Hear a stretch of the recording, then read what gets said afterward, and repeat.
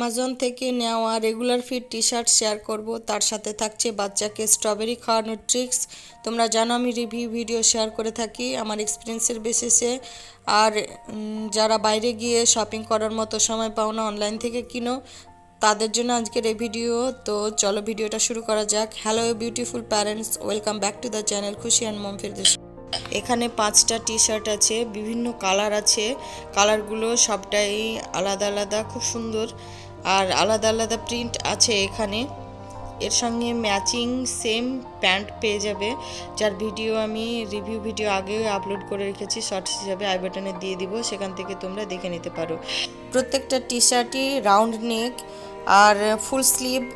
স্টিচিংগুলো দেখো খুব সুন্দর, এটা সহজে স্টিচিংগুলো খুলবে না। আর প্রিন্টটা দেখো, প্রিন্টটাও খুব সুন্দর, যেমন আমি অর্ডার করেছিলাম ছবি দেখে ঠিক সেরকমই এসেছে। এই শার্টগুলো 2 বছরের বাচ্চা থেকে বড় 14 ইয়ার্সের বাচ্চার ছেলে মেয়েদের পরানোর মতো সাইজ অ্যাভেলেবেল।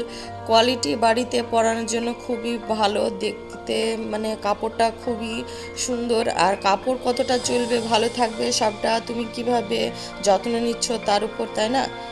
তো এখানে তোমাদের সুবিধার্থে প্যান্টগুলো দেখাচ্ছি। দেখো প্রিন্টের সামান্য একটু পার্থক্য, পরলে কিন্তু বোঝাই যাচ্ছে না যে এটা আলাদা আলাদা কেনা হয়েছে, একসঙ্গে ম্যাচিং করে নিয়েছি আমি।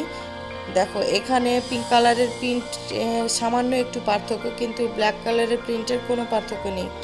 আমার চ্যানেলের কোনো কিছু তোমাদের যদি এতটুকুও ভালো লেগে থাকে তাহলে অবশ্যই তোমরা চ্যানেলটিকে সাবস্ক্রাইব করো, কারণ আমি এখানে প্যারেন্টিং, বেবি এবং মম রিলেটেড প্রোডাক্ট রিভিউ শেয়ার করে থাকি, প্যারেন্টিং ভিডিও শেয়ার করি, তার সঙ্গে আমার মেয়ের কিছু মেমোরেবল মুহূর্ত তোমাদের সঙ্গে শেয়ার করে থাকি। যদি ভালো লেগে থাকে প্লিজ সাপোর্ট করো। দেখো প্যারেন্টিং একটা পার্ট, প্যারেন্টিংয়ের নতুন কিছু শেখাও একটা পার্ট জীবনের, আমি মনে করি। তাই নতুন জিনিস, নতুন এক্সপিরিয়েন্সও তোমাদের সঙ্গে শেয়ার করি।